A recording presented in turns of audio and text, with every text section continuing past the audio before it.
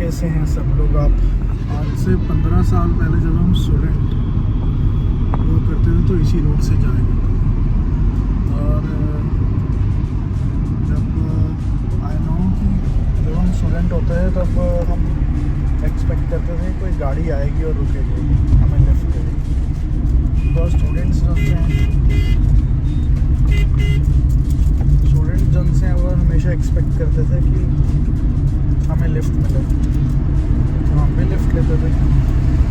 उसके बाद ऑटोज़ जो उनसे थे वो कई बार फुल होते थे, उसके बाद उतरे हमें लगता था कोई गाड़ी आ जाए मज़े से हमें बिठा के उसमें चंडीगढ़ ड्रॉप कर देगी। तो हिस्ट्री इटसेल्फ रिपीट्स। इस तरफ मेरा कॉलेज है, इंजीनियरिंग कॉलेज है, मैं आपको दिखाता हूँ। राइट हैंड साइड पे मेरा इधर एक इंजीनियरिंग कॉलेज है। हम जौन सा है उस तरफ खड़े होते रहे, पहले लेफ़्ट और राइट में सफ़ेदे के पेड़ लगे होते रहे,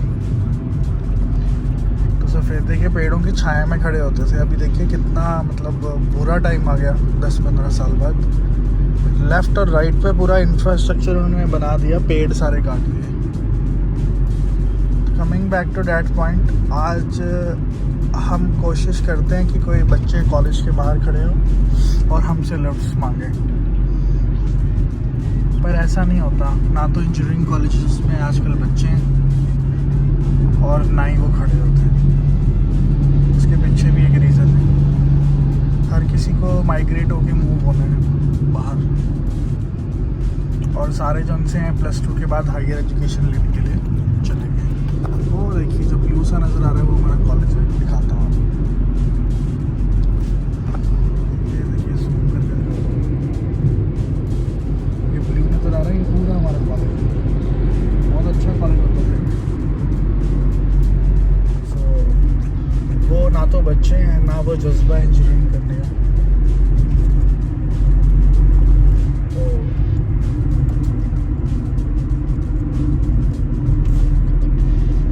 सबको बाहर जाना है, माइग्रेट होना है, अब्रॉड जाना है, अब्रॉड जाके कमाना है। अपनी अपनी मेंटेलिटी देखिए, मैं किसी को ऑफेंड नहीं करता ना अपोज करता हूँ। क्वेश्चन ये राइज होता है कि आप क्या काम कर रहे हैं, कैसा काम कर रहे हैं, किसके लिए काम कर रहे हैं, क्यों काम कर रहे हैं। अगर आपको संतुष्टि इंडिया में काम करके है तो इंडिया में भी बहुत अच्छी अपॉर्चुनिटी है, बस थोड़ी सी मेहनत करनी पड़ेगी। शुरू के 4 से 5 साल अगर आप बिजनेस करें, उसके बाद आपको लीड्स जो सी हैं वो बैठे बैठे आएंगे। आपका बिज़नेस जो है वो खुद एस्टेब्लिश होगा। पर बिज़नेस करने के लिए फंड्स चाहिए तो उसमें जनरल मिडिल क्लास फैमिलीज़ के पास फंड्स नहीं होते। अगर फंड्स होते हैं तो वो 5-10-20 लाख से ज़्यादा नहीं होते। अगर आप कहीं बाहर जाते हैं लोन अप्लाई करने के लिए तो आपको इतनी ईजली लोन नहीं मिलता। फिर एक जौन सा है बच्चे का मोरल जौन सा है वो डाउन हो जाता है, जो कि एक नवा कॉलेज से निकला है। इसीलिए बहुत सारे बिजनेसेस नहीं हो पाते। तो जो मैंने कंक्लूजन निकाला है पर्सनल, जो मैं आपको ओपिनियन दूँ, अगर आप फ्रेशर हैं, कॉलेज में से निकले, तो सबसे पहले अपनी स्किल्स पे काम करिए कि आप किस चीज़ को बना सकते हैं, किस चीज़ को बेच सकते हैं, किस चीज़ को इनोवेट कर सकते हैं। दूसरा बात आई फिर टेक्नोलॉजी की, जो मैंने आपको पहले स्टेप पे बताई वो आपने डिसाइड कर लिया। आप उसको इम्प्लीमेंट करना, फ्रीज करना कैसे है वो आपने देखना है अपने टेक्निक के हिसाब से। चाहे आप एग्जाम्पल है मैकेनिकल इलेक्ट्रिकल लाइन से हैं तो आप एक ऐसा प्रोडक्ट बनाइए जो कि मार्केट में जैसा है बहुत कॉमन ना हो। सेकेंडली, अगर आप IT से हैं तो आप एक ऐसा सॉफ्टवेयर बनाइए, ऐसा एक सिस्टम बनाइए जो कि इंटरनेशनल मार्केट में या डोमेस्टिक मार्केट में बहुत नॉर्मल हो। उसके बाद उसको फंडिंग करने के लिए आप किसी के पास बिल्कुल नहीं जाएंगे। अगर आप उसको फंडिंग लेने के लिए किसी के पास जाएंगे तो वो फंडिंग की आपको वैल्यू नहीं देंगे। आप अपने आइडिया को ना तो किसी के साथ शेयर करेंगे, ना किसी के साथ आप उसको सेल करेंगे, सेल करेंगे।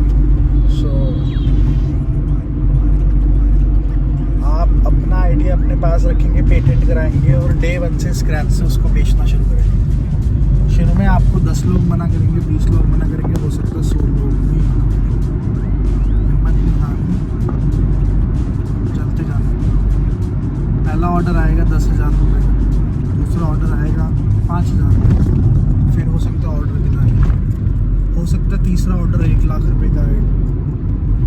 सकता है फिर 2-4 महीने खाली बैठना पड़े। उसके बाद ओवरहेड्स निकालनी पड़ेगी, शुरू में हिम्मत टूटेगी, खर्चा नहीं निकलेगा, आपका एम्प्लॉयज़ कहाँ से रखेंगे, खुद आप एम्प्लॉय होंगे, खुद आप जो सा एक गधे की तरह काम कर रहे होंगे, पर अपने आप को आपने बिल्कुल भी जो सा डोमिनेट नहीं करना, गधा नहीं समझना।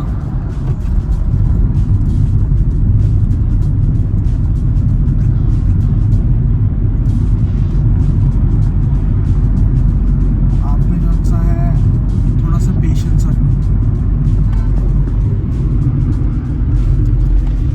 पेशेंस रखेंगे आप, थोड़ा सा और ऑर्डर्स के लिए दौड़ेंगे, ओवरहेड्स निकलेगी, थोड़ी शुरू में फंडिंग की प्रॉब्लम पड़ेगी, खर्चे कैलकुलेटिव रखना। उसके बाद आप जो सा है ओवरहेड्स को निकालने के लिए और कोई बिजनेस नहीं करना अपने, और कोई किसी चीज़ पे फोकस नहीं करना, जो आप कर रहे हैं उसी काम पे फोकस करना, because consistency is the key. मैं शुरू से बोलता हूँ आपको।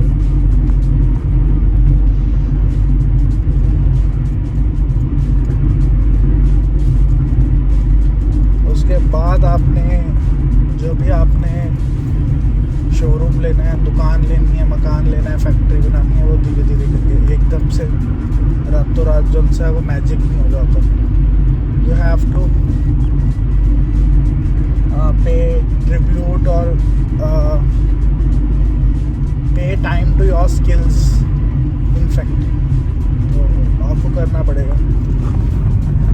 इसके बाद जब आप 1 या 2 साल बाद सक्सेस होंगे तो आपको फील होगा हाँ मैंने सक्सेस किया। हो सकता है कि आपको फेलियर्स 3 से 4 साल में भी आए, पर सक्सेस का टाइम नहीं होता ब्रदर एंड सिस्टर्स, सक्सेस का टाइम नहीं होता। सक्सेस जो सी है वो नॉक करके नहीं आती, वो आ जाती है आपकी मेहनत के साथ। इतना ही बोलना चाहता हूँ, बहुत ज़्यादा ज्ञान पेलना नहीं चाहता, जो मैंने फील करा है लास्ट 15 ईयर्स में अपने एक्सपीरियंस के हिसाब से 17 ईयर्स में, सो मैंने वही शेयर करा है। और आई एम नॉट, मैं ये नहीं बोलता कि I am very much successful businessman, ठीक है, जो अपने लिए करता है सबके लिए करता है, वही हम कर रहे हैं, हम भी कंसिस्टेंसी से चल रहे हैं। सो भगवान जिसका एक बार हाथ पकड़ लेता है फिर वो उसकी गुड्डी जो सी है वो नीचे नहीं आती, वो ऊपर ही चढ़ती रहती है। अगर आप पंजाबी नहीं समझते हैं तो जो पतंग है, अगर भगवान ने एक बार आपका हाथ पकड़ लिया तो वो पतंग नीचे नहीं आएगी, गुड्डी मतलब पतंग ऊपर जाएगी। चलो जल्दी और अर्ली मॉर्निंग मीटिंग पे निकलना पड़ा, अभी नींद आ रही है बहुत ज़्यादा। 6 AM उठना पड़ा, ट्रैवल करके आना पड़ा, व्रत भी है, थोड़े कैश्यूज और वो लिए आलमंड्स। देखो कितना ज़बरदस्त है, एसी चला लेते हैं, गर्मी अभी बहुत हो गई।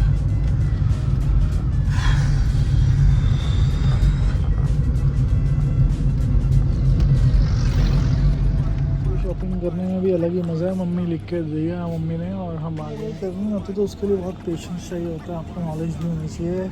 लाल मसूर उठाने में आपको नहीं पता कि लाल मसूर क्या होती है, कैसे उठाएंगे, तो बहुत सारे लॉजिकली इसके पीछे रीज़न्स हैं जो आप कर सकते हैं एप्लीकेबल।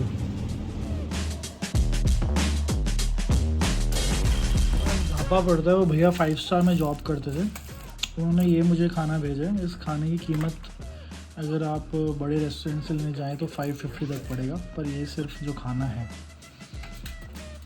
180 रुपीज़ का है, आप विश्वास करेंगे। ग्रीन चटनी देना भूल गए भैया, और ये देखिए पनीर बटर मसाला, कितना एनरिच और रिच फ्लेवर है। और मैंने बोला है कि जिम टाइप बनाना, तो भैया ने देसी घी का तड़का मारा है इसके अंदर। तो अगर आप ये लेना चाहते हैं अपने घर पे डिलीवरी, तो चंडीगढ़ में किसी भी सेक्टर में ये डिलीवर कर देते हैं, तो आप मुझे कमेंट बॉक्स में बताइए। और रोटी जो सी है वो पहले तवा बनाते थे, अभी इन्होंने तवा ही दी है मुझे। तंदूरी जो सी इन्होंने बीच में शुरू करी थी लेबर शॉर्टेज के कारण। तो देखिए हम सब टू भैया, हमने ये आपको अपने रोज़ो ब्रुनेलो की आज तक अनबॉक्सिंग करके नहीं दिखाई। एंड दा मिलानो जोन सा है और रोज़ो ब्रुनेलो जोन से है, इंडिया में इकट्ठे रिप्रेजेंट करते हैं। दा मिलानो के आपने बैग्स देखे होंगे हमारे पास, वो दा मिलानो के हैं। शूज़ जोन से हमारे पास सारे रोज़ो ब्रुनेलो के हैं।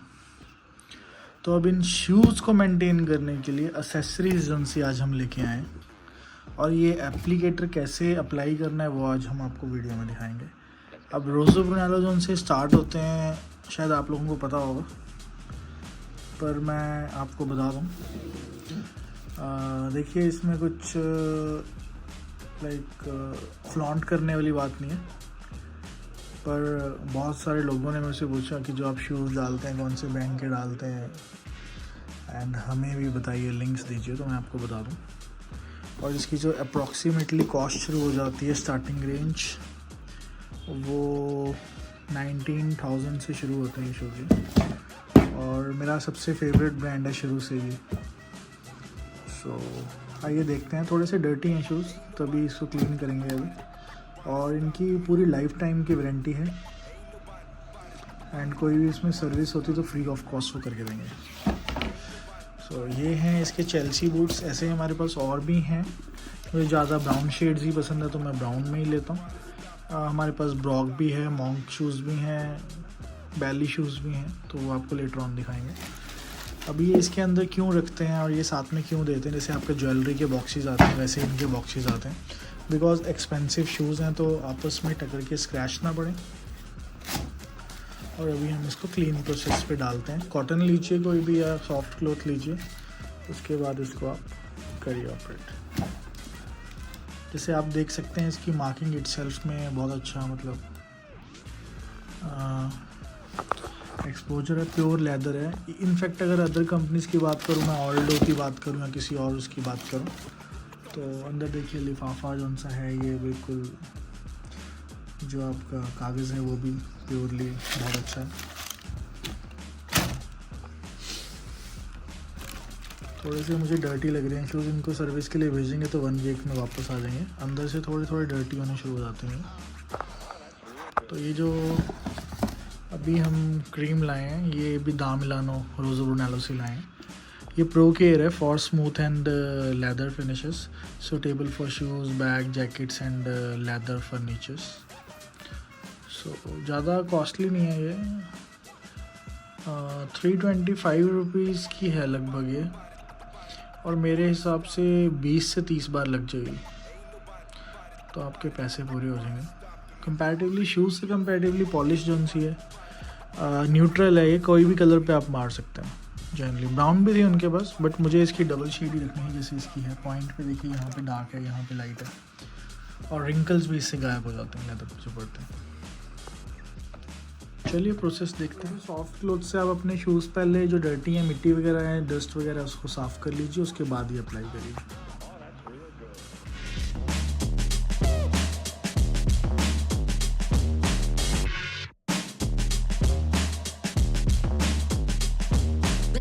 जैसे ये आप खोलेंगे तो इसमें ऊपर कोई सील नहीं लगी होती है ना, कोई पैकिंग नहीं है, तो आप डायरेक्ट इस क्लॉथ पे डालिए और शूज़ पे आप करिए।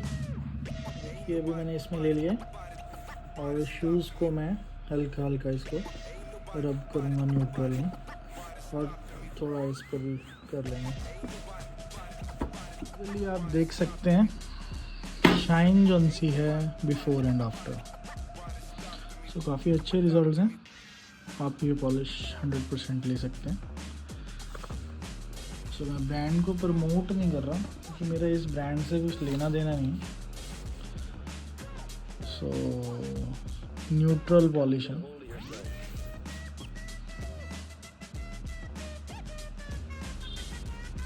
जो कि मैंने अभी दा मिलानो से बाय की है। चलिए मिलते हैं ऐसी इंफॉर्मेटिव वीडियो में आगे। कहना है किसी भी चीज़ को लेना बहुत मुश्किल नहीं होता, आप ले सकते हैं शिद्दत से, पर सबसे बड़ी बात है उस चीज़ को आपको लॉन्ग टर्म तक मेंटेन करनी। सो इन चीज़ों को मेंटेन करना पड़ता है। आप देखिए ये शूज़ जो से एज इट इज़ शाइन कर रहे हैं जैसे आए थे प्रैक्टिकली। तो इन्वेस्ट भी करना पड़ेगा आपको थोड़ा थोड़ा मेंटेन करने के लिए। और शाइनिंग देखिए ज़रा एज इट इज़, कुछ प्रॉब्लम नहीं। तो इसको पैक करके रखते हैं, और फिर जब नेक्स्ट डालना हो तो डालेंगे। दूसरे रोज़ो ब्रुनेलो भी आपको बहुत जल्द दिखाएंगे दोनों नेक्स्ट वीडियो में। stopping me.